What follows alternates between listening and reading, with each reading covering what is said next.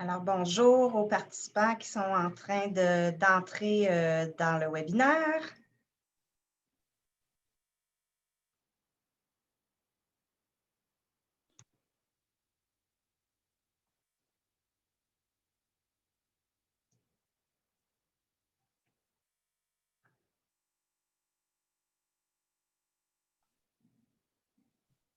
Bonjour, bienvenue aux nouveaux participants qui entrent.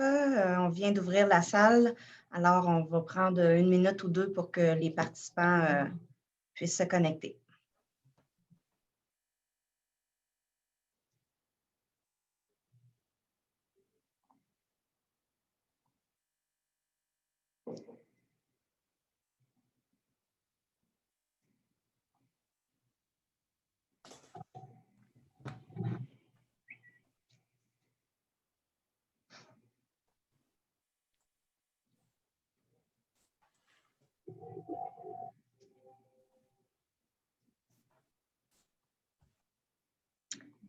Bonjour Luc, j'imagine que c'est toi qui nous souhaites un bon matin. Bon matin à toi aussi.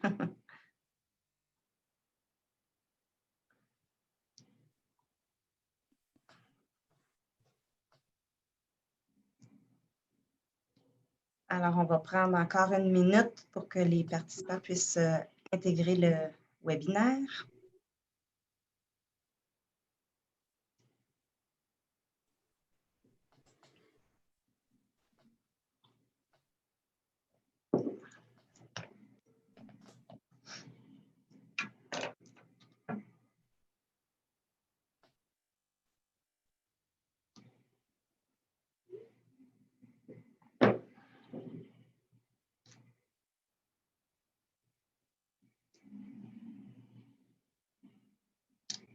Les gens se connectent tranquillement, pas vite, mais on débute sous peu.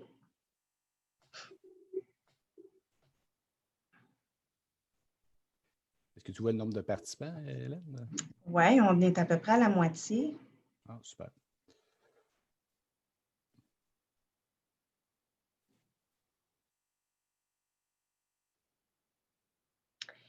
Je veux quand même pas prendre du retard à ceux qui étaient à l'heure. Alors, on va débuter tranquillement et les autres participants pourront se joindre à nous. Alors, bonjour, bon matin, bienvenue à tous.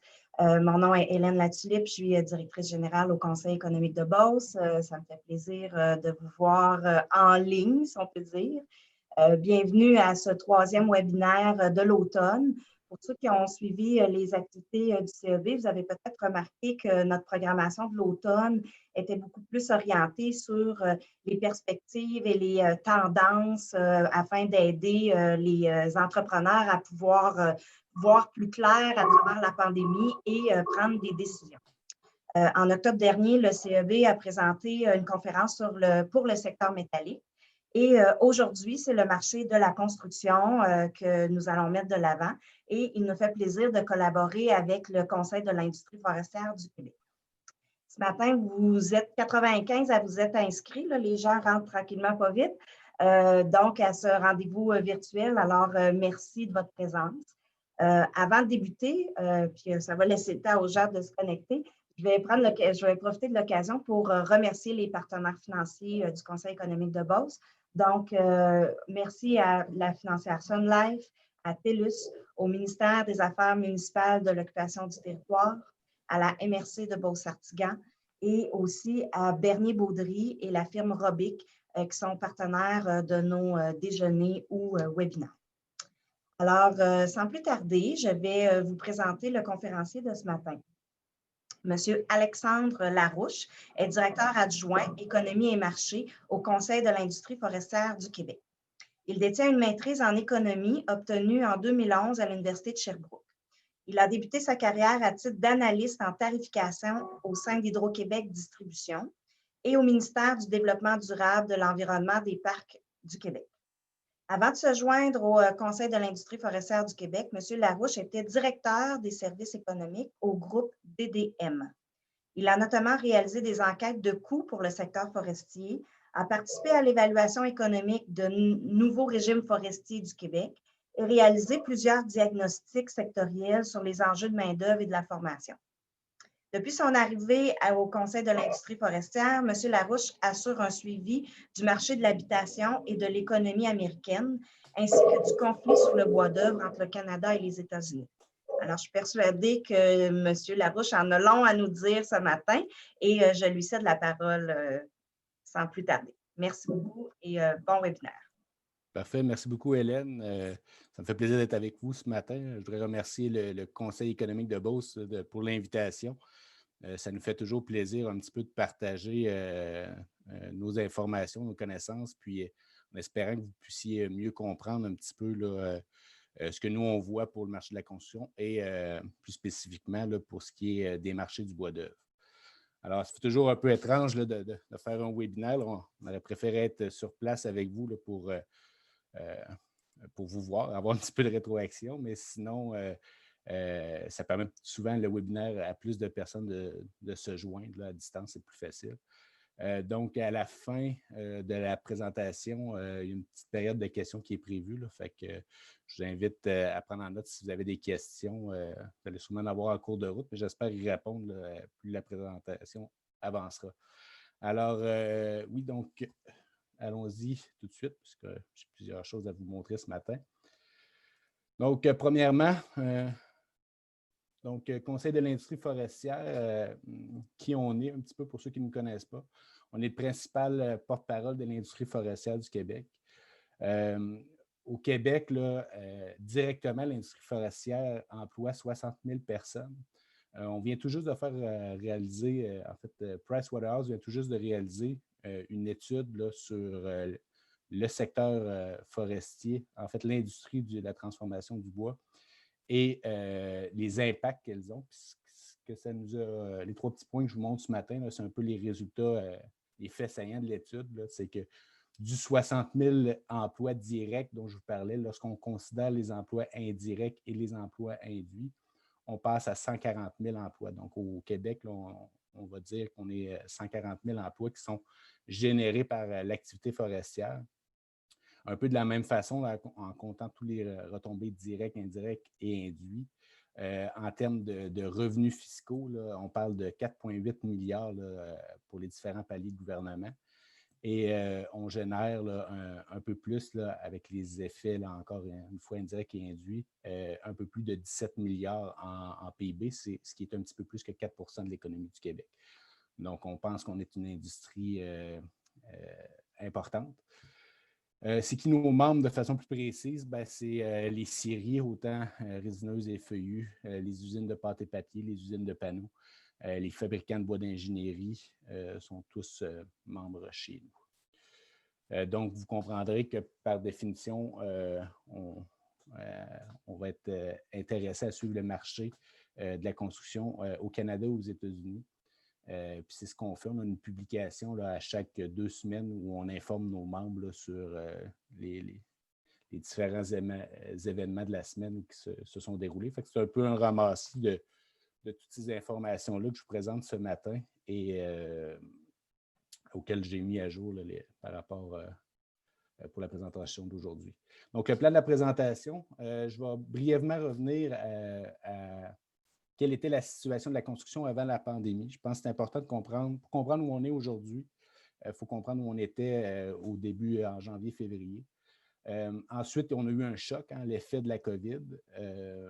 Il y a eu une réaction des gouvernements, des consommateurs. Ça a entraîné du mouvement sur le marché du bois d'œuvre résineux. Et je termine avec des perspectives à court et à long terme là, pour le marché du bois d'œuvre. Donc, situation pré-COVID. Qu'est-ce qu'on voit sur ce graphique-là? On voit, en fait, c'est les mises en chantier au Canada et aux États-Unis. Vous allez voir, je vais vous parler beaucoup aujourd'hui du marché américain. Pourquoi? Parce que c'est là que les gros mouvements sont, c'est là les gros mouvements qui influencent la demande et l'offre se passe surtout du côté américain. Comme on peut voir, du côté du Canada, c'est plutôt stable. Dans le cours des dernières années, et surtout la part du marché canadien est beaucoup plus petite que celle du marché américain. Donc, quand il y a des soubresauts du marché américain, on le ressent un petit peu plus. Alors, pour bien comprendre, au début des années 2000, on regarde le marché américain, on construisait un peu plus de 1,5 million de mises en chantier. Il faut savoir qu'ils ont un historique qui remonte jusqu'aux années 1960 pour les mises en chantier. Puis l'historique de toute cette période-là, c'est 1,5 million en moyenne qui est construit aux États-Unis. Donc, on peut voir que dans le début des années 2000, on a surpassé cette marque-là. On a même atteint le 2 millions de mises en chantier. Et il y a eu une surchauffe, notamment le marché de la construction n'est pas étranger à la récession qu'on a connue en 2008. En fait, c'en est une des principales causes. Là. Il y a eu toute la question des subprimes là, qui ont fait qu'il s'est construit trop de maisons. Puis après ça, il y a eu un affaissement du marché important. Donc, en 2009, on est tombé en bas du million, ce qu'on ne pensait pas nécessairement possible. Et non seulement on est tombé là, mais vous voyez qu'on n'est pas dans un V-shape, là, dans un rebond en V. Donc, ça a pris du temps avant de pouvoir revenir à des niveaux plus réguliers. Et maintenant, depuis une couple d'années, on est quand même une tendance à la hausse. Hop, je vais mettre mon pointeur ici pour que vous puissiez le voir. Si j'attire votre attention sur les derniers mois, donc tout juste avant l'arrivée du COVID, on peut voir qu'il y a eu une augmentation importante des mises en chantier. Donc, il y avait un appétit, il y avait une demande forte là, pour les mises en chantier avant l'arrivée de la COVID. Un peu une raison qui explique là, pourquoi on a eu ce regain de mise en chantier. Deux graphiques. Là, le premier, c'est la croissance de la population des 20 à 34 ans aux États-Unis. Donc, on peut voir là, qu'au début des années 2000, là, c'était un groupe dans la population américaine qui était en pleine croissance et depuis quelques années, là, semble être utilisé, dans le fond, le groupe devient un petit peu moins important là, dans la pyramide des âges américains. Ils s'en vont où, ces gens-là? Ils ne disparaissent pas, hein, ils vieillissent.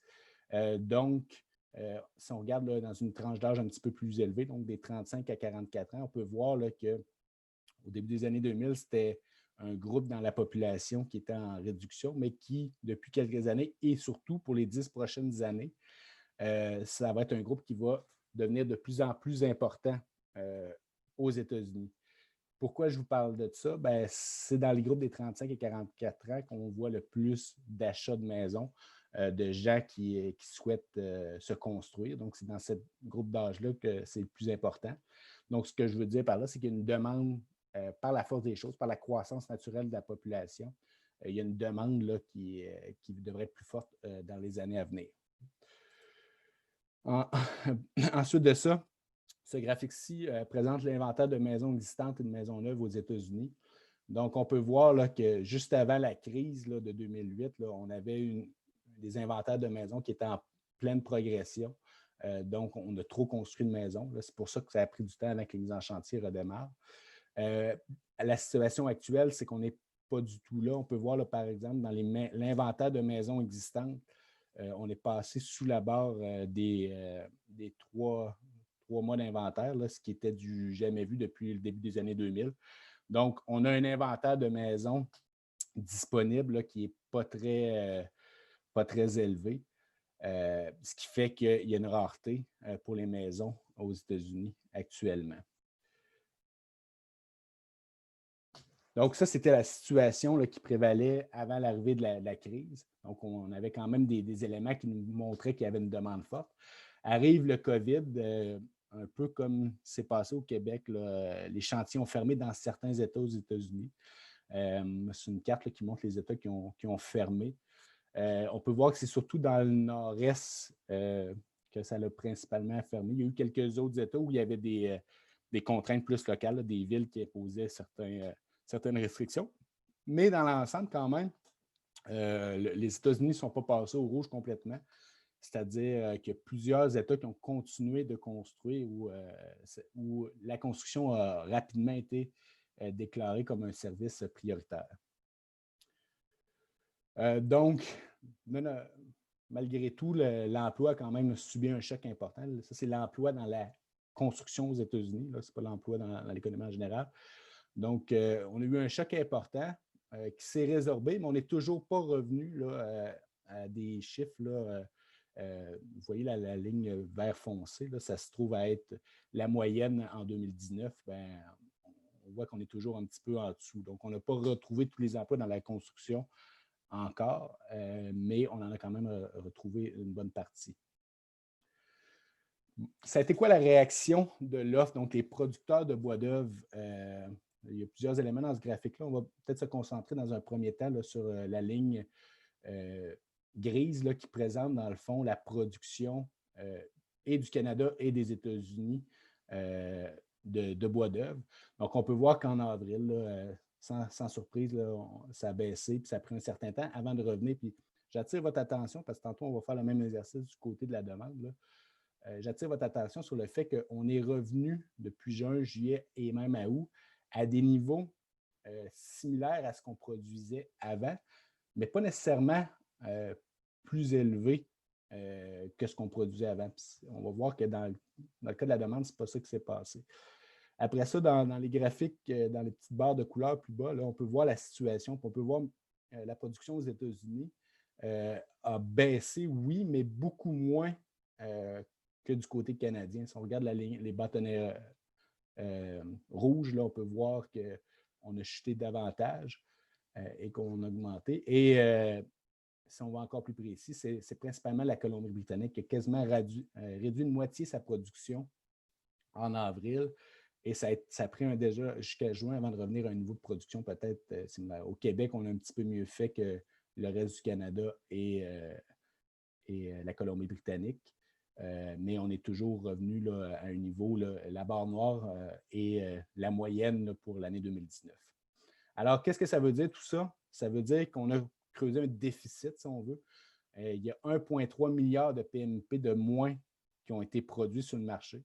En termes d'ordre de grandeur, là, ça représente peut-être un cinquième de ce que le Québec produit annuellement. Là. Donc, on a creusé un certain trou. Et surtout, on n'est toujours pas revenu là, à des niveaux de production. En tout cas, on revient à des niveaux de production qui s'apparentent à ce qu'on faisait en 2019, mais on ne l'a pas dépassé. On se trouve être toujours un petit peu en dessous encore. Donc, la réponse du gouvernement à la COVID a été d'aider, dans le fond, de développer différents programmes d'aide pour revenir en aide aux consommateurs. Qu'est-ce que ça a eu comme effet? Si on reprend l'exemple au niveau des États-Unis, là, ça, c'est la répartition du revenu personnel aux États-Unis. On peut voir là, que la bande verte, là, qui est les revenus d'emploi, c'est pour la population en général, là, se sont réduits en avril et ont repris un petit peu là, depuis ce temps-là. Mais surtout, la barre rouge, pardon, qui se trouve à être les transferts à l'État, donc les programmes, l'aide qui a été fournie, a été généreusement bonifiée. Donc, on n'a pas eu nécessairement dans l'économie américaine une diminution de la consommation comme telle. En fait, on avait toujours un revenu, de façon générale toujours, là, toujours un revenu équivalent, sinon mieux, dans certains cas, grâce au programme d'aide. Et on n'avait surtout pas les dépenses qu'on est habitué de faire, les voyages, les restaurants, les spectacles. Donc, on a eu plus d'argent dans nos poches. Qu'est-ce qu'on a fait? On s'est tourné vers des biens durables comme la construction et la rénovation. On présente ici là, le graphique, c'est un indicateur qu'on suit, nous, au CIFQ, qui se trouve à être en fait la différence entre le 2x4 8 pieds et le 2x4 9 pieds. Là, peu importe le marché, là, c'est les prix sur le marché du bâton. Donc, c'est l'écart entre les deux. L'idée là, de cet indicateur-là est assez simple, c'est de dire le 2x4 8 pieds, c'est un produit, c'est le produit chouchou des rénovateurs. C'est-à-dire c'est le produit que vous allez trouver dans toutes les bonnes quincailleries. C'est le produit qui est le plus en demande. Du côté du 2x4 9, là, on a un pied de plus. Puis ça, c'est généralement uniquement utilisé dans la construction résidentielle. Donc, on va avoir des planchers un petit peu, des plafonds un peu plus hauts. Donc, l'écart entre les deux souvent, là, l'ordre général, c'est que le 2 par 4 neuf a environ 40 du 1000 pieds là, de plus là, en temps normal. Là. Vous pouvez voir, ça varie, mais c'est à peu près tout ça. À partir, dès le mois d'avril, on a vu que la tendance, c'est vraiment, on a vu un changement de tendance. Et qu'est-ce qui s'est passé? C'est que le 2 par 4, 8 pieds a commencé le prix du 2 par 4 pieds a commencé à progresser de façon plus importante que celle du 9 pieds. Puis même l'écart est passé à quelque chose de négatif. Pour nous, ça, c'est un signal clair que dans le fond, il y a de la rénovation qui se fait et ça se traduit sur les marchés en une demande plus forte et à une hausse des prix. Donc, on peut voir que dès avril, mai, juin, juillet, c'est des mois où il y a eu beaucoup de rénovation au Québec. Oups. Donc, les mises en chantier, je reviens, mais cette fois-ci, là, régionalement, pour vous montrer qu'est-ce qui s'est passé. Donc, aux États-Unis, oui, on a baissé les mises en chantier en avril, mais on est revenu, la barre verte, au-dessus, encore une fois, là, à 100, ça se trouve être la moyenne de 2019. On produit, il y a plus de construction aux États-Unis dans les mois de juillet à août par rapport à la moyenne de 2019. Au Canada, c'est un petit peu la même situation qui s'est présentée, mais surtout, intéressant de voir qu'au Québec, on a eu pratiquement 25 pendant 4 mois, là, plus de 25 de plus de construction par rapport à ce qu'on faisait l'année précédente. Bon, c'est sûr que le fait qu'en avril, c'était pratiquement arrêté, il y a eu un retard à combler, mais il y avait beaucoup, dans le fond, de demandes là, pour du bois d'œuvre. Puis on peut voir là, que, contrairement au graphique que je vous ai présenté précédemment, sur la production, où on était revenu à des niveaux similaires à ce qui se faisait avant, on l'a dépassé là, dans plusieurs cas pour ce qui est de la construction. Donc, non seulement on a rénové, mais on a construit des maisons, mais aussi on s'est tourné vers les maisons unifamiliales. On a commencé à faire du télétravail. On s'est rendu compte que l'appartement ou le condo, c'était bien, mais qu'on aimerait peut-être avoir un terrain pour pouvoir aller prendre l'air en période de confinement. Donc, rapidement, la construction unifamiliale, là, non seulement on a rebondi, donc ça, c'est les ventes en vert foncé, on a les ventes de maisons neuves.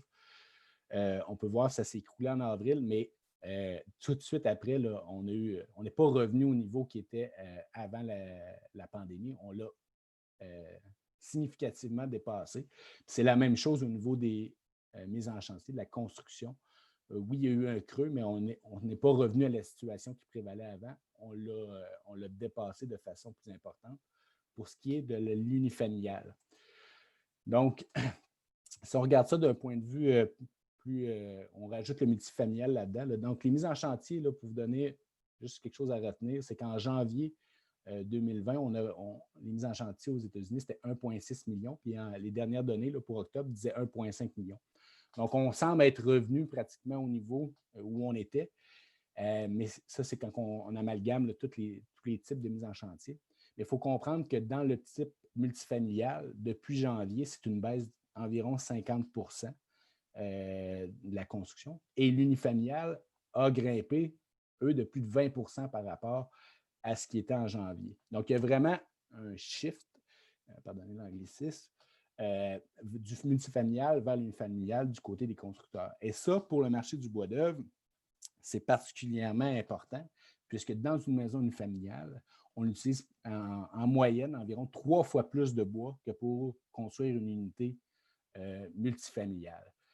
Donc, même si le chiffre en octobre, 1,5 million, est plus petit qu'en janvier, on surpasse de beaucoup la demande en bois. Pourquoi? Parce qu'il y a plus d'unifamiliales qui se construit. Donc, j'ai parlé d'une production qui s'était difficilement ajustée et d'une demande qui a fortement rebondi. Qu'est-ce que ça a été l'impact? Bon, on a eu un débalancement de l'offre et la demande.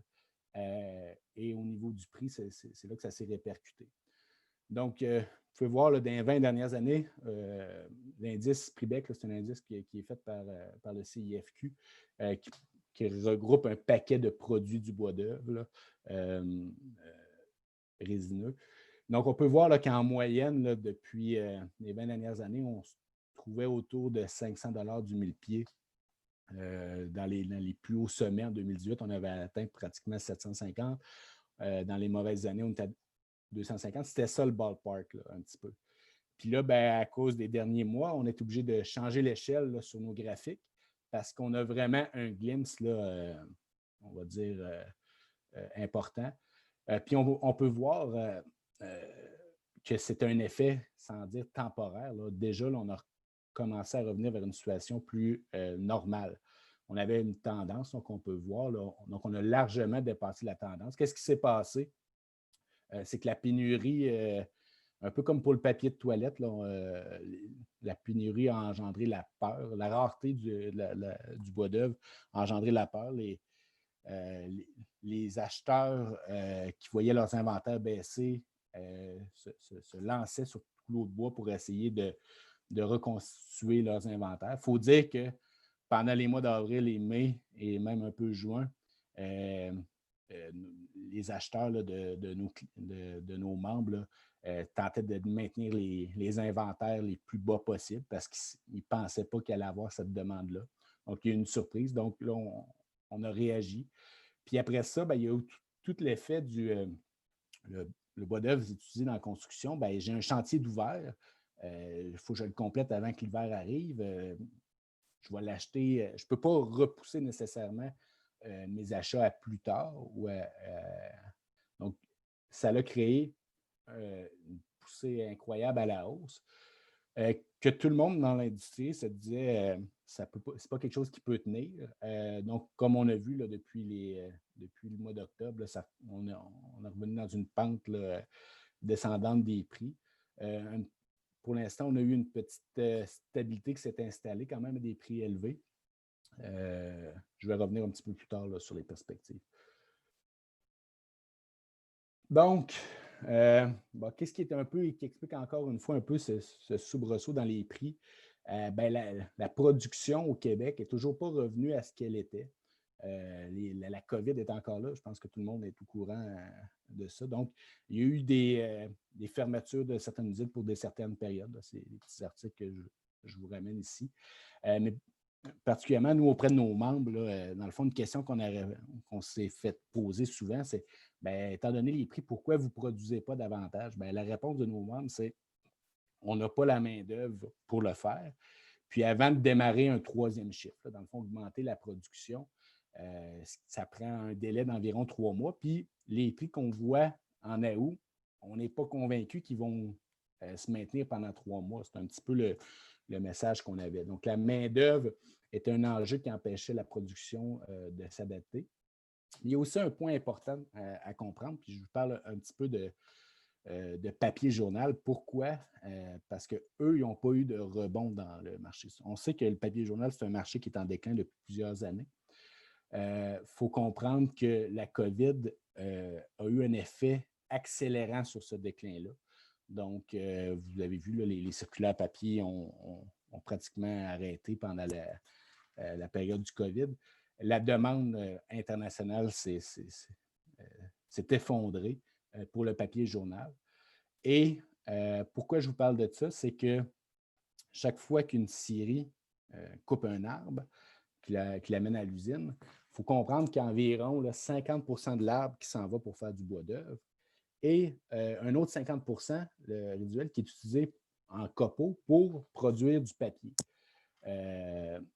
Et au Québec, la structure industrielle, des usines de pâte et papier, donc il y a plusieurs types de pâte et de papier qui peuvent être produits, mais c'est une structure qui est surtout axée sur le papier journal. Donc, qu'est-ce qui s'est passé? Puis je pense que le meilleur exemple pour vous faire comprendre ce point-là, c'est l'usine à Port-Cartier, qui était fermée en août, en septembre dernier, alors que les prix là, atteignaient des records jamais vus, qu'on ne verra probablement jamais. Puis l'usine ne roulait pas. Pourquoi elle ne roulait pas? C'est parce qu'elle n'avait aucun débouché pour ses sous-produits. Donc, elle ne pouvait pas se permettre de produire. Les inventaires de copeaux étaient déjà à leur maximum. Donc, ils n'ont pas pu opérer durant cette période-là. Donc, on n'a pas pu ajuster la production en fonction des marchés. Un autre élément important, c'est le litige américain. Depuis maintenant peut-être 2-3 ans, on a une taxe de 20,23 qui est appliquée sur le bois qui va à destination des États-Unis. Qu'est-ce que ça a un effet? Quel effet ça peut avoir? Ben, en temps normal, là, si on regarde l'axe de droite, c'est environ 100-125 $ de plus là, que ça générait. Donc, les prix ont été un petit peu gonflés en raison du litige. C'est l'effet que ça a. Mais comme c'est un pourcentage, avec l'augmentation des prix là, qu'on a vu, ben, l'effet amplificateur, c'est lui aussi augmenté. Là. On peut dire qu'au mois de septembre, c'était pratiquement 250 $ de plus. Donc, oui, on a atteint 1200, mais dans ce 1200 $ là, il y avait un 250 $ de taxes là, qui étaient payées. Donc, c'est un élément important.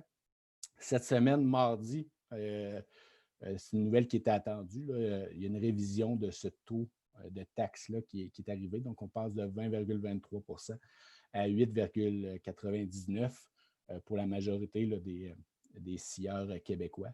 Donc, qu'est-ce que ça va avoir comme effet, ça, dans les prochaines semaines? C'est sûr que ça devrait avoir un effet à la baisse sur les prix. Pourquoi? Ben, finalement, on est capable d'offrir un prix moindre à notre acheteur tout en gardant le même bénéfice qu'on pouvait faire avant. Donc, c'est un enjeu là, qui a affecté aussi le marché.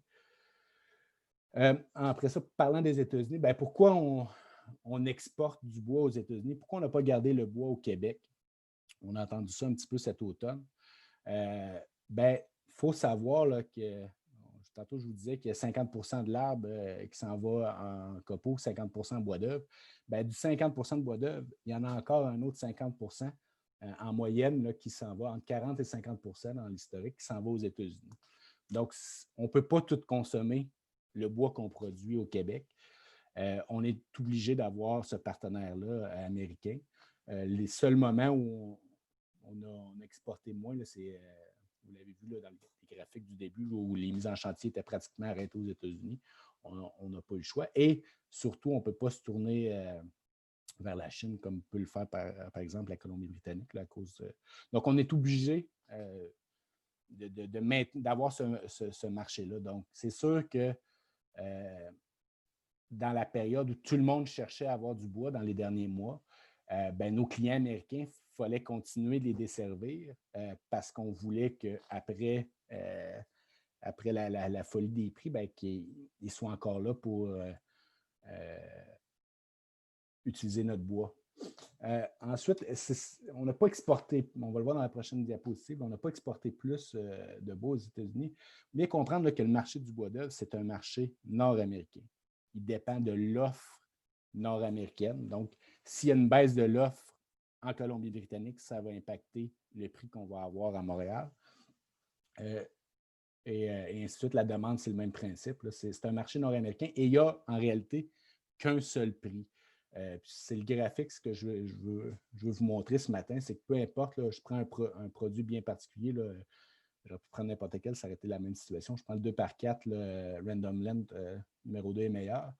Peu importe qu'on soit à Chicago, Atlanta, Boston, Great Lakes, Toronto ou Montréal, on peut voir là, que l'évolution des prix là, est toujours la même. Là. Oui, le sommet, le pic qui a été atteint, peut-être divergé après, mais vous voyez tout de suite après, c'est des prix qui sont très, très liés. Là. Donc, il n'y a pas eu. On n'a pas exporté plus de bois aux États-Unis parce que le prix était meilleur aux États-Unis. C'est des prix nord-américains. Puis ça, c'est un petit peu la preuve. Là. Qu'est-ce qu'ils ont fait les exportations québécoises de bois d'œuvre pendant la COVID? Dans les premiers mois, ça a été une diminution. On a eu un regain en septembre, mais si vous regardez, là, c'est un regain qui est général. En fait, juillet, c'est toujours un mois où on exporte, ou en fait, même on produit moins au Québec, puisqu'il y a les vacances. Là. Donc, c'est un regain. Donc, on est resté pas mal au même niveau là, d'exportation. C'est faux de dire qu'on a commencé à exporter davantage aux États-Unis, puis c'est ça qui aurait créé la rareté au Québec. Ce n'est pas ça la situation. Oups. Bon, perspective, on arrive dans la partie perspective. L'évolution des prix. Donc, ce n'est pas la première bulle qu'on peut voir. Là. Si je remonte un petit peu, je vais vous montrer. c'est clairement celle dont l'ampleur est la plus phénoménale, mais on peut voir qu'en 2018, on avait eu une bulle un petit peu similaire. En 2013, une autre genre de montée suivie par une descente. Donc, ce que j'essaie de vous montrer ici, c'est qu'est-ce qui se passe. On essaie de se raccrocher à ce qu'on a connu dans les dernières années. Ce qu'on peut voir, là, c'est que peu importe la bulle, là, quand ça commence à augmenter, normalement, le pic est atteint entre la 20 et la 25e semaine. Et entre la 30e et la 40e, on revient à des niveaux là, plus réguliers. Donc l'effet s'estompe, si on veut. Donc, en 2018, on était revenu plus bas que d'où on était parti. En 2013, on était revenu environ à la même endroit où on était. On pense actuellement qu'on va arriver à un endroit qui va être, c'est un indice, là, donc 100 étaient les prix avant l'explosion, avant la montée qu'on a connue. On pense qu'on va revenir à quelque chose qui est plus élevé que ce qu'on était au début, avant le déclenchement de la bulle. Pourquoi? Parce que les fondamentaux sont bons. Je vais revenir un petit peu là-dessus un peu plus tard. Mais on peut voir là, qu'on suit un pattern, souvent une cloche là, qui est relativement uniforme. On peut voir qu'il y a déjà eu un signe de stabilisation là. Est-ce que ça va durer? On peut l'espérer là, pour nos membres, mais comme je vous dirais, là, ça me surprendrait qu'on demeure nécessairement à ce niveau-là. Mais ce qui est certain, c'est qu'on pense, si je reviens encore une fois à ce graphique-là, il y a quand même une tendance qui était à la hausse. Donc, on ne devrait pas revenir à quelque chose qui est nécessairement très bon. On devrait être dans une brochette un petit peu plus intéressante de prix. Qu'est-ce qui nous donne confiance là, pour les perspectives à court terme? La rénovation. Vous avez sûrement entendu là, parler de reprise en K, de reprise en V, de reprise en U, de swoosh, qui est le Nike, là, on peut voir ici, de reprise en Z, en V. Je pense qu'on a passé tout l'alphabet cette année avant de statuer sur la reprise en K. Qu'est-ce que c'est la reprise en K? Ça, c'est des secteurs, par exemple la technologie, le commerce, qui reprennent pratiquement là où ils étaient avant. La construction est là-dedans, assurément. Et d'autres secteurs là, qui continuent, eux, à tirer le diable par la queue. Là. Je pense les restaurateurs, l'hôtellerie, les spectacles, hors spectacle, c'est tous des secteurs là, qui vont malheureusement continuer d'être touchés. Donc, qu'est-ce que ça veut dire? Ça veut dire qu'il y a quand même une branche importante de la population qui ont toujours leur revenu disponible, ont un niveau de dépense qui est moindre, ne peuvent toujours pas voyager, toujours pas aller au restaurant autant qu'ils voudraient, aller voir des spectacles. Qu'est-ce que ça veut dire? Ça veut dire qu'on va réinvestir dans notre maison encore une fois, si on ne l'avait pas encore fait. On a refait le deck cet été. Maintenant, on va refaire la cuisine.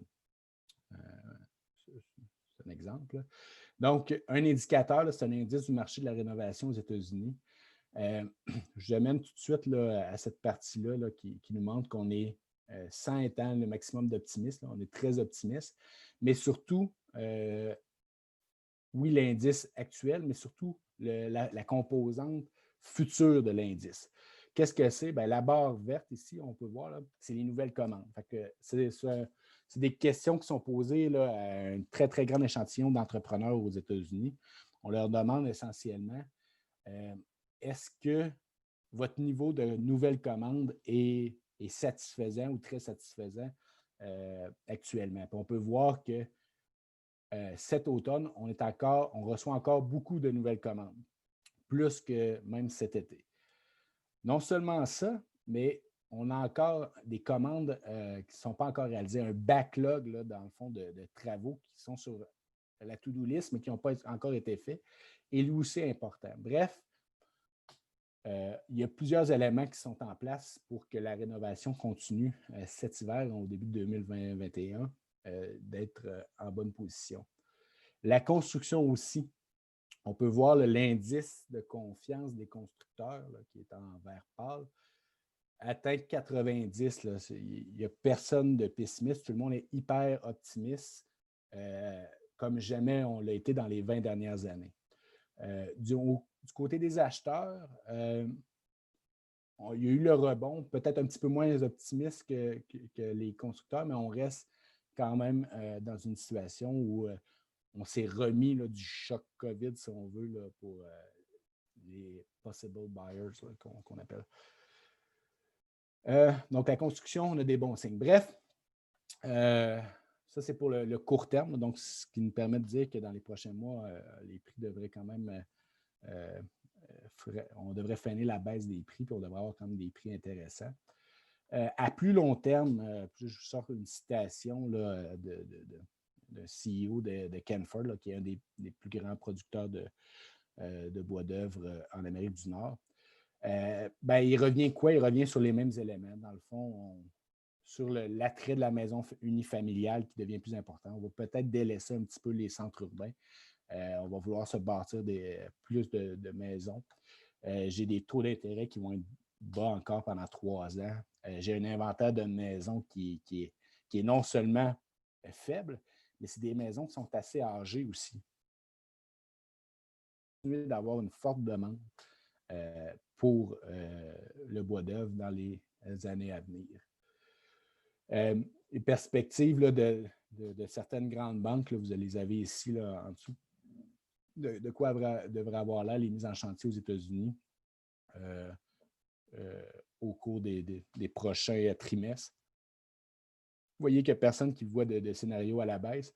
Même, c'est un peu des prévisions qui commencent à dater. Là. Je pense qu'on est quand même conservateur. Si on voit Fannie Mae, là, qui est une banque américaine, eux ont peut-être un trend un petit peu plus positif. Les banques pensent que la construction va continuer de jouer un rôle important.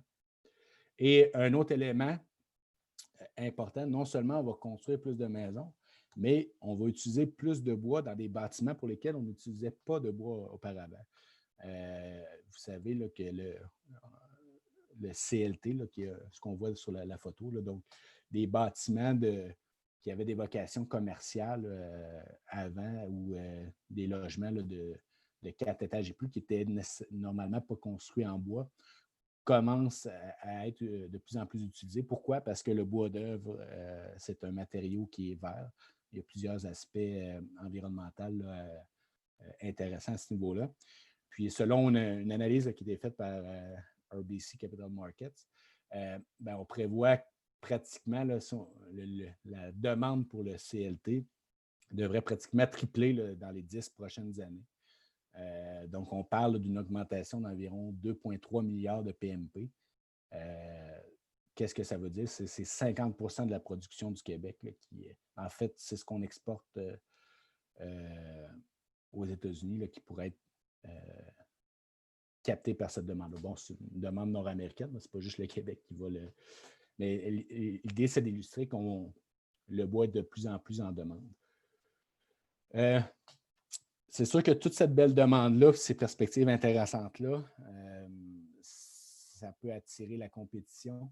En Europe, c'est important de savoir qu'il y a une épidémie de dendroctone du pin, de pine beetle. Qu'est-ce que ça fait? Ça fait qu'avant de perdre, dans le fond, des forêts ou on va essayer de récupérer un maximum de bois. Donc, les usines, les scieries en Europe roulent présentement. Ils vont continuer de rouler dans les prochaines années au maximum. Donc, une fois que le marché européen est saturé, c'est quoi l'option la plus logique? C'est le marché nord-américain, les États-Unis. Et le bois d'Europe n'ira pas sur la côte ouest, hein, il va aller sur la côte est, qui est notre marché, nous, au Québec, là, habituel. Donc, c'est une menace qui est à suivre. On peut voir là, le graphique qui nous montre, là, c'est que dans le pic, quand les marchés étaient très forts en 2005, la part de la consommation américaine qui était occupée par les importations européennes avait atteint environ 3 %. donc 3 On a réatteint ce niveau-là récemment. Ce qu'on aurait pu prendre, ce qu'on aurait pu croire, c'est que la hausse fulgurante des prix là, allait motiver, dans le fond, davantage d'Européens à traverser. Puis je pense qu'ils ont fait un peu la même lecture que plusieurs en se disant, ben, c'est pas quelque chose qui est nécessairement durable. Là. Fait qu'on ça prend un certain temps avant de convertir parce qu'eux fonctionnent en métrique, alors que les unités de mesure américaines sont en mille pieds. Donc, il y a une conversion qui doit être faite en usine. Puis, on ne peut pas dire que la situation a permis, dans le fond, aux scieries, n'ont pas profité des prix là, en août, en septembre, pour augmenter leur niveau d'exportation vers le marché nord-américain. Par contre, on voit quand même qu'il y a un trend qui s'installe là, par rapport aux dernières années. Donc, en 2020, par rapport aux années précédentes, on va certainement avoir eu un niveau d'importation plus important. Et surtout, c'est quelque chose qui devrait augmenter. Ce n'est pas quelque chose qui va compromettre ou affecter le marché, mais qui devrait venir temporiser puis répondre à une partie de cette demande dont je vous parle depuis tantôt. Donc, en conclusion, la construction participe activement à la reprise économique en V. Les fondamentaux sont en place aux États-Unis pour un marché de la construction qui va se poursuivre. Il y a un nouvel engouement pour les résidences unifamiliales à l'extérieur des centres urbains. Donc, ça génère une demande supplémentaire. Puis, les mises en chantier là, viennent tout juste de rejoindre leur moyenne historique. Ce que ça veut dire, c'est qu'on était pendant longtemps sous cette moyenne historique-là. On peut la dépasser là, pendant pour les années qui viennent. Après ça, bon, les prix du bois d'œuvre se replacent dans le sens qu'on a vu, là, c'est revenu à des niveaux plus normaux, si on veut. Mais quand même, la perspective, c'est qu'il demeure quand même assez élevé à moyen et même à long terme. Donc, pourquoi on a eu ce pic-là? Ben, on a eu des prix records qui ont engendré un petit peu par la gestion de la pénurie. Mais la forte rénovation, construction, on pense que et les nouveaux bâtiments en bois devraient continuer à maintenir des prix élevés. Oui, il y a la compétition outre-mer qui va se manifester, mais ça ne devrait pas mettre les prix à terre. Puis après ça, ben, il reste quand même de l'incertitude quant à l'ampleur de la récession. J'ai parlé de la branche du cas qui était vers le haut, hein, un petit peu plus tôt, qui, eux, ont de l'argent pour rénover. Ben, la branche qui reste bas nous inquiète quand même un petit peu parce qu'eux autres vont-ils devoir vendre leur maison? Eux ne construiront pas de nouvelles maisons, ne feront pas de travaux de rénovation. Donc, il pourrait y avoir quand même des effets là, qui vont nuire un petit peu au marché. Par contre, le bon côté, c'est que les taux d'intérêt, là, autant la Banque du Canada que la Fed aux États-Unis là, mentionnent qu'ils vont maintenir les taux d'intérêt bas pendant au moins 3 ans. Donc, ça va avoir un peu de temps pour des questions. J'arrive à la fin. Et, je vais peut-être demander justement à Hélène de faire le. Oui, parfait. On a quelques questions qui sont rentrées dans le chat. La première, bonjour, quelle est la raison pour laquelle le BC exporte en Chine et pas le Québec? En fait, c'est simplement une question de géographie. Le Québec, pour pouvoir exporter, ça serait juste pas rentable d'aller exporter aux États en Chine. En fait, là, ça se fait vraiment des faibles volumes. Il faut comprendre là, que ce bois-là part du Québec en train jusqu'au port de Colombie-Britannique, puis après ça, est expédié. Donc, vous comprenez qu'on a un désavantage là, majeur là, par rapport à. En fait, toute la demande chinoise va être complétée nécessairement par la Colombie-Britannique. Parfait. Une autre question. Selon la CIFQ, quels sont les débouchés possibles pour les volumes de résidus qui allaient historiquement pour le papier journal? Ça, c'est le gros défi. Puis, il ne faut pas. Tu sais, l'industrie des pâtes et papiers ne va pas mourir. Elle va se renouveler. Elle va changer. On peut le voir. Un des bons exemples, c'est l'usine de pâtes qui vient de repartir à Lebel-sur-Quévillon, qui était fermée depuis une quinzaine d'années. Pourquoi? Eux font justement des produits là, un petit peu de la pâte qui est utilisée pour faire des masques, là, pour parler non seulement un petit peu rester dans le thème de la COVID, là, des masques, des verres, des emballages carton. Là. Donc, il y a une reconversion. Ce qu'il faut qu'il se passe, c'est les usines de papier journal vont devoir se reconvertir vers d'autres types de produits. C'est des investissements qui sont majeurs. Donc, il y a des enjeux là, mais il y a aussi plusieurs éléments innovants, là, des produits qui font leur jour. Là, la lignine, une composante chimique là, du bois qui est utilisée dans de plus en plus de procédés. Donc, c'est des marchés qui sont à développer. L'usine des pâtes et papiers, là, dans 10 ans, c'est pas qu'il n'y aura plus d'usines de pâtes et papier. Il va y avoir encore des usines de pâtes et papier. Il va y avoir une industrie des pâtes et papier. Mais on va peut-être parler de pâtes et papier et produits autres innovants. Là. Donc, elle va se renouveler. C'est ce qu'on pense. Parfait. J'avais une autre question qui était dans le même sens. Là. Est-ce qu'il y avait un plan d'action pour l'utilisation accrue des copeaux? Mais je pense que vous avez un peu répondu. Autre question, les producteurs forestiers peuvent-ils s'attendre à une hausse du prix de vente de la baie de bois si le prix de vente revient à un prix de 750 au 1000 ou s'ils sont tributaires de la loi de l'offre et de la demande? Bien, je suis content d'avoir cette question-là là, parce que souvent, la réaction qu'on entend des petits propriétaires privés, c'est de dire comment ça, nous, on n'a pas bénéficié, dans le fond, de cette hausse phénoménale des prix. Il faut dire que c'est probablement la pire chose qui pouvait arriver là, pour un producteur. Pourquoi? Parce que le premier point, c'est de dire ces deux marchés similaires mais différents. C'est-à-dire, oui, il y avait une énorme demande pour le bois d'œuvre, mais il n'y avait pas nécessairement une énorme demande pour le bois rond. Pourquoi? Les usines, comme je l'expliquais un petit peu tantôt, ne pouvaient pas décider du jour au lendemain de dire oui, on va produire plus pour profiter des bons prix. Ça prend du temps avant de pouvoir mettre en place une nouvelle ligne. Et personne réellement pensait que ces prix-là étaient soutenables à long terme. Donc, quand on voit une espèce de hausse très rapide, on s'attend généralement à une baisse tout aussi rapide. Je ne vais pas changer, dans le fond, mon coût d'approvisionnement à la hausse. Puis après ça, quand ça va rebaisser, je vais devoir renégocier. Donc, c'est un peu l'enjeu qui était là. Par contre, c'est sûr que si les prix se maintiennent, on a vu que ça s'arrêtait autour de 750 $. C'est sûr que tranquillement, pas vite, ça va se transférer. Tu sais, le meilleur scénario pour un producteur de bois rond, c'est qu'il y ait une hausse soutenue là, dans le temps des prix. Puis là, oui, il va y avoir un certain transfert qui va être fait. Donc, ça, c'est le point. Il faut dire aussi que sur forêt publique, là, la valeur marchande du bois sur pied a augmenté de 70 % parce qu'elle est plus liée au marché. Là, il y a une composante. Donc, il y a eu une hausse importante là, pour le bois résineux. Il faut bien comprendre aussi de quel produit on parle, mais pour le bois résineux.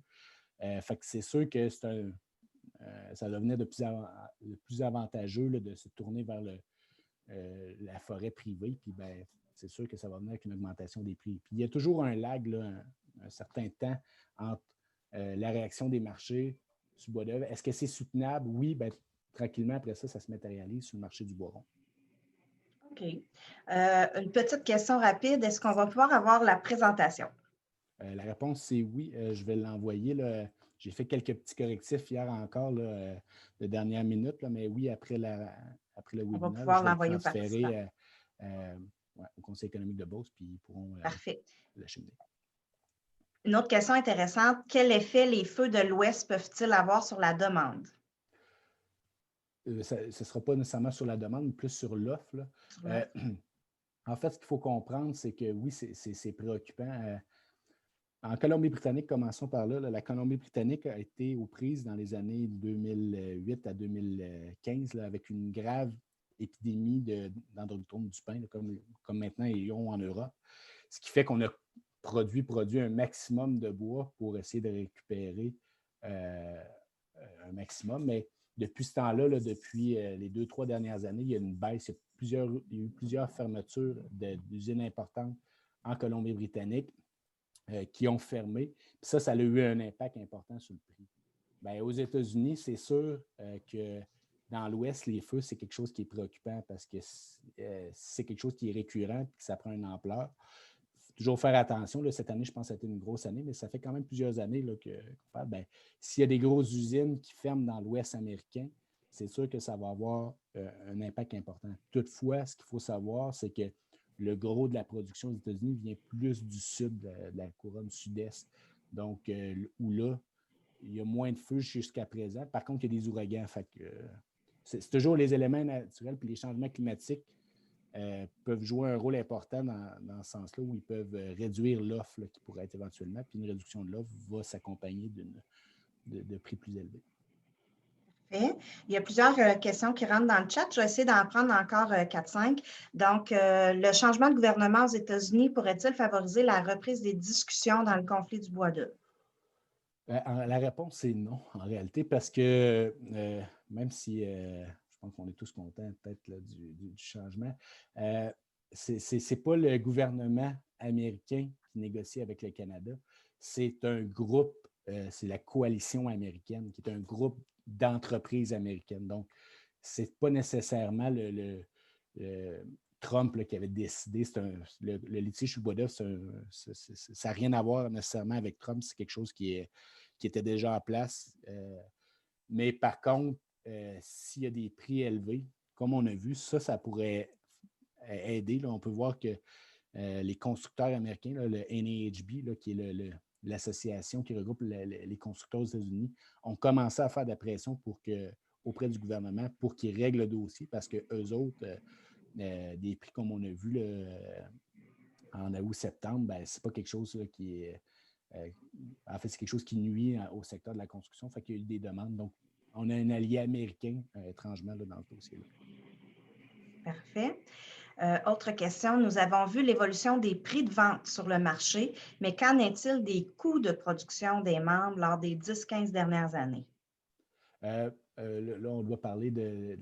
Ben, c'est sûr qu'il y a eu une augmentation des coûts. Il y a une nouvelle enquête là, qui est réalisée par le ministère des Forêts, là, qui devrait être dans les prochains mois rendu disponible, qui va venir documenter un peu cette partie-là. Il y a une hausse des coûts importante, mais c'est sûr que l'industrie tente toujours de minimiser ces coûts-là de différentes façons. Mais oui, il y a eu une augmentation des coûts. C'est sûr que quand on voit des prix à 1 200 $ du mille-pieds, l'augmentation des coûts est moins frappante. Là. Mais il faut bien comprendre là, qu'en 2019, là, l'année passée, où les prix étaient pas mal moins intéressants, les coûts étaient pas mal plus élevés que les revenus qu'on pouvait tirer. Là. Merci. Les colombages de métal sont-ils une menace? Avec des prix à 1 200, 1 300, comme on a vu, la réponse est que oui, tranquillement, ça va devenir une menace. Bon, je ne pense pas que ces prix-là, comme on a vu, là, je pense que c'est une bulle. Là. Je ne pense pas que c'est quelque chose qui est soutenable sur une longue période. Donc, si on revient à quelque chose de plus normal, un petit peu, ben, la menace va se réduire. Mais c'est sûr que dès qu'on a ce genre de pic-là, là, oui, le stud en métal, aux États-Unis, le béton prend de plus en plus place là, dans la construction. Bon, il y a des normes, là, justement, à cause des ouragans qui obligent le béton. Mais c'est sûr qu'on n'est jamais à l'abri, là, dans le fond, de ces concurrents-là. Puis, si la demande devient trop forte, il y en a d'autres qui vont rester. Par contre, avant de te revenir, Hélène, je dirais que le bois garde toujours son côté vert. Puis, les gouvernements sont de plus en plus sensibilisés à cet élément-là, la population aussi. Fait que c'est quand même un avantage qu'on a sur l'acier et le béton. Là, c'est que le bois, l'empreinte carbone là, est même pas comparable par rapport à ces autres matériaux. OK. Est-ce que le CLT et les autres types de bois d'ingénierie commencent à avoir un impact sur le prix du bois au Québec? Pas directement, pas sur le prix du bois. Encore une fois, il ne faut pas regarder ça à l'échelle du Québec. C'est un marché nord-américain. D'ailleurs, Chantier Chibougamau, là, qui est un des gros producteurs de CLT, a des projets un peu partout aux États-Unis. Est-ce que ça a un effet marqué? Je ne pense pas à ce moment-ci, mais c'est sûr que vous avez vu la courbe là, que je vous ai présentée. C'est du bois qui est plus ça va se développer, plus CLT. Le CLT, moins ça va réduire l'offre de bois d'œuvre, assurément. Puis oui, là, si cette offre-là réduit de façon importante et pas compensée par d'autres joueurs, bien, effectivement, là, ça pourrait avoir un effet sur les prix. Mais je ne pense pas qu'actuellement, c'est correct de dire que ça en a. OK. Un commentaire et une question qui se ressemblent, mais est-ce que la granule pourrait devenir une bonne option pour le remplacement de la demande au niveau des copeaux au Québec? Et l'autre, c'était d'utiliser les résidus pour chauffer de façon plus verte. Là, donc, on est dans… En fait, la réponse, c'est oui, puis c'est ce qu'on va voir. C'est déjà en place là, des usines qui commencent à vouloir se doter de granuleuses. Il faut comprendre que, tu sais, par rapport à une usine de pâte et papier, là, on ne parle pas de la même valeur ajoutée qui est créée. À mon avis, c'est plus une réponse peut-être temporaire, mais oui, je pense qu'il va y avoir dans la transition, je pense que la granuleuse va permettre de temporiser un petit peu cette situation-là. Mais on espère justement que le virement là, vers des produits plus innovants à plus haute valeur ajoutée va se produire dans les prochaines années. Là. Parfait. Je me permets une dernière question, puis après, on pourra libérer les gens. Qui est une question facile. Vous avez parlé de la baisse de la taxe sur le bois d'œuvre dernièrement. Est-ce que cette baisse est devenue effective? Vous en avez parlé tout à l'heure. En fait, là, ça a été annoncé mardi, mais pour qu'elle soit effective, il faut que ça soit publié par, je ne me rappelle plus exactement l'organisme aux États-Unis. L'annonce a été faite mardi. Normalement, c'est de 5 à 7 jours ouvrables avant que ça devienne effectif. Là. Donc, c'est quelque chose qui va être, si ce n'est pas aujourd'hui ou demain, ou plus tard, ça devrait être comme lundi, c'est quelque chose qui va être effectif très rapidement.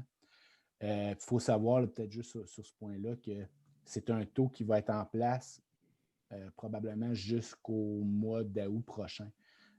Parce que en fait, ça marche par année. Là. Normalement, le taux aurait dû être en place en août. À cause de la COVID, il a été reporté, il est effectif juste en novembre. Donc là, on est passé de 20 à 9 %, là, si on peut dire. Mais dès janvier, il y a un nouveau calcul qui est refait sur une autre année financière. Et on s'attend, qui va être fait sur l'année 2019, on s'attend que cette taxe-là devrait remonter par la suite. Donc, on est passé de 20 à 9, mais dans la prochaine année, on devrait avoir une annonce là, que ça va réaugmenter, là, simplement par la façon dont c'est calculé, ce type. Donc, tant que ça ne sera pas réglé, dans le fond, oui, il va y avoir une taxe là, qui va se poursuivre. Parfait. Bien, merci beaucoup, M. Larouche. Je me joins à l'ensemble des participants et je reprends les paroles du président du CEB qui nous a écrit dans le chat qui dit « M. Larouche, votre présentation était très claire et pertinente. Vos réponses lors de la séance de questions sont très utiles. Merci de votre disponibilité pour le CEB et ses membres. » Alors, je n'aurais pas pu mieux dire. J'en profite aussi pour les participants pour vous mentionner que notre prochaine activité va avoir lieu le 10 décembre prochain. Pour l'occasion, nous allons recevoir le président de la financière Sun Life et son économiste. Ça fait 3 années consécutives qu'on reçoit le duo, donc qui va venir nous parler des perspectives de l'année à venir. Alors, c'est à ne pas manquer. Vous pouvez déjà vous inscrire en allant sur notre site Internet. Et sur ça, je vous dis merci, je vous souhaite une belle journée et je vous remercie encore, M. Larouche, pour la belle présentation. Un plaisir. Merci, au revoir. Au revoir.